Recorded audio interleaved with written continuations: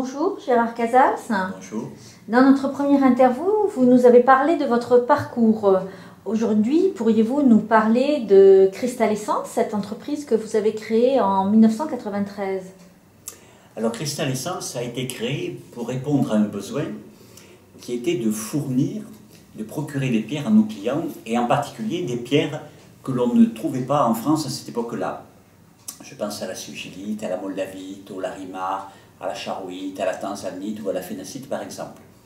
Comment faites-vous pour collecter ces pierres-là? Vous allez les chercher directement dans les différents pays? Alors ça serait un peu trop compliqué d'aller chercher chaque pierre dans un pays différent. La sugilite par exemple vient d'Afrique du Sud, la charouite de Russie, etc. Alors par contre il existe des marchés internationaux, des rencontres où tous les producteurs et les fournisseurs du monde entier se retrouvent. Et c'est là que je vais chaque année, notamment en Arizona, à Tucson. D'où viennent les informations sur les propriétés des pierres? Alors il y a différents types d'informations. D'une part pour les pierres qui sont anciennes, qui sont connues depuis des siècles ou des millénaires, comme le lapis ou le chardonnay-frite, il y a une tradition, il y a une connaissance ancienne. Prenons le cas du chardonnay-frite, on voit que le nom de la pierre lui-même, néphrite, vient de des propriétés de cette pierre qui correspond au rein. Néphros, en grec, signifie le rein. Donc les anciens connaissaient les propriétés de la pierre et on a cette connaissance qui nous a été transmise. Et pour les pierres récemment découvertes, comment faites-vous selon votre ressenti, Alors, il y a une conjonction de plusieurs facteurs. Le ressenti individuel est insuffisant parce qu'il est très subjectif. Il peut varier d'une personne à l'autre. Si on fait appel au ressenti, il faut croiser différents ressentis. Par exemple, auprès de nos amis thérapeutes avec qui nous travaillons, auprès de gens que nous connaissons comme étant fiables sur le plan du ressenti. Quand il y a une convergence de tous ces ressentis, ça donne déjà un élément. Mais il y a un autre phénomène qui est très important, c'est de comprendre l'énergie de la pierre d'après sa formation, d'après son histoire, son système cristallin, ses propriétés physiques et chimiques, et un certain nombre de facteurs qui vont faire pressentir déjà l'énergie de la pierre, qui vont la déterminer. Toutes ces informations, comment les transmettez-vous à vos clients? Alors, au début de l'entreprise, ces informations ont été transmises évidemment à travers le support papier, mais aujourd'hui, les choses ayant évolué, ça va se faire via Internet, à travers nos différents sites, le site de vente en ligne, le site sur les boji, qui est une de nos spécialités, le site sur les stages, le blog, et puis évidemment aussi à travers les réseaux sociaux.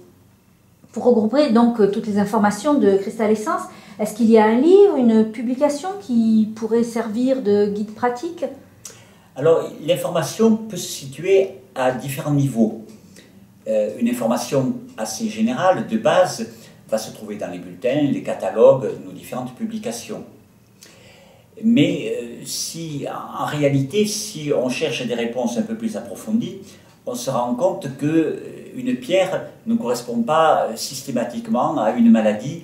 Il n'y a pas un symptôme, une pierre comme un catalogue qu'on pourrait établir des recettes en quelque sorte. Si on veut répondre à un besoin plus personnel, plus approfondi, à ce moment-là, il faut une autre méthode. D'accord, donc comment faites-vous pour savoir quelle pierre nous correspond? Vous la testez? Vous avez une méthode particulière? Alors, on n'applique pas la méthode des tests pour plusieurs raisons. Une première raison, c'est que cette méthode n'est pas toujours fiable. Elle est aléatoire puisque ça peut changer à tout moment. On teste quelque chose sur le moment présent.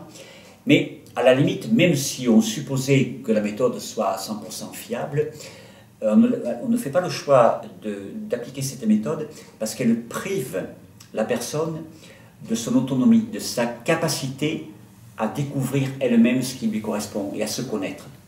C'est ce qu'on appelle la connaissance de soi. Concrètement alors, pour conseiller une personne, comment faites-vous? Alors pour aider la personne à découvrir son besoin, on procède d'abord à une écoute et un questionnement.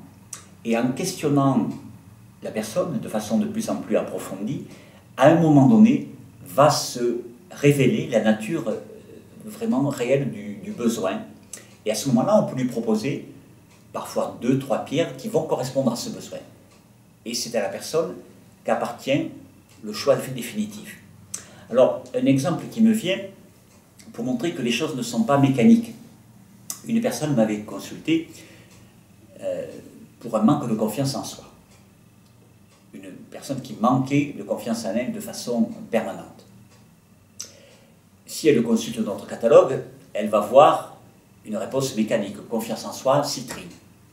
Or, en parlant avec cette personne, en essayant de comprendre quelle était l'origine de ce manque de confiance, je me suis aperçu que cette personne se comparait beaucoup, notamment dans son enfance à ses frères. Et que ce manque de confiance était parce qu'elle avait un modèle en fait, et qu'elle ne correspondait pas à ce modèle. Quand j'ai compris ça, je lui ai recommandé une pierre qui était beaucoup plus appropriée, et qui était le larimar, qui allait faire chuter cette pression qu'elle se mettait en permanence. Voilà un cas concret. Si j'ai bien compris, donc vous accompagnez les personnes dans leur recherche et le choix des pierres. Disons qu'il y a différents niveaux d'accompagnement, selon l'implication de la personne et selon le temps dont on dispose. Une personne que l'on ne peut voir, elle va s'appuyer sur les écrits ou éventuellement un entretien téléphonique. Si on a un peu plus de temps, le conseil pourra être beaucoup plus personnalisé, en procédant comme je viens de l'indiquer. On va approfondir la question de la personne. Que proposez-vous pour que la personne devienne justement plus autonome dans sa pratique? Alors si une personne a une demande plus importante concernant les pierres et une connaissance d'elle-même, la solution la plus appropriée, ce sont les stages. Dans les stages, d'une part, la personne aura la possibilité de connaître les pierres, d'avoir plus d'informations et de connaissances réelles des pierres, mais aussi de se connaître personnellement, de mieux connaître son fonctionnement, ses besoins. Et enfin, d'avoir une pratique personnelle, c'est-à-dire une expérience directe pendant le stage. Et donc, à partir de là, elle pourra repartir avec une base de connaissances des pierres d'elle-même et de comment utiliser les pierres pour répondre à son besoin précis, qui va la rendre autonome. Bien, merci Gérard Casals et à bientôt. Merci.